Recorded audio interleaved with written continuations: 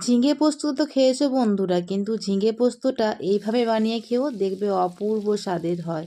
চলো তাহলে দেখিয়ে নিই কীভাবে বানিয়ে নেওয়া যায়।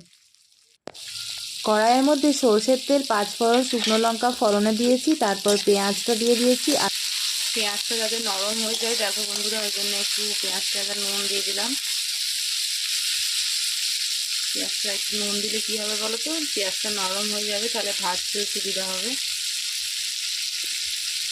দেখো এখানে আমার পেঁয়াজটা ভাজা হয়ে গেছে, হালকা হালকা ব্রাউন হয়ে গেছে। তো এরপরে আমি এখানে ঝিঙেগুলো দিয়ে দিচ্ছি।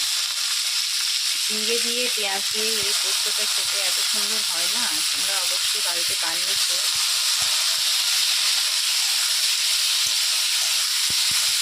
হালকা নেড়ে চেড়ে এরপর আমি ঢাকা দিয়ে দিচ্ছি।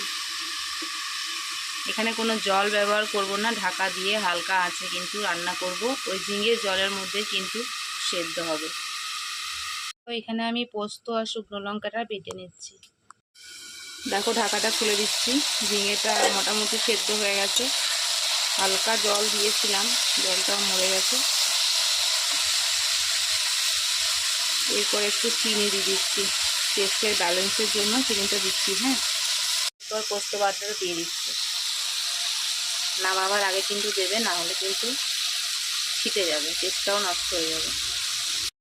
একটু নেড়ে চেড়ে মিশিয়ে নেবো পোস্তটা ঝিঙের সাথে।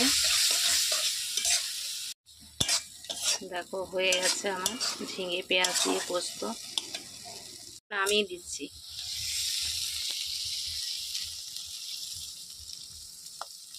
দেখো আমার তৈরি হয়ে গেছে ঝিঙে দিয়ে পেঁয়াজ দিয়ে অপূর্ব স্বাদের একটা পোস্ত।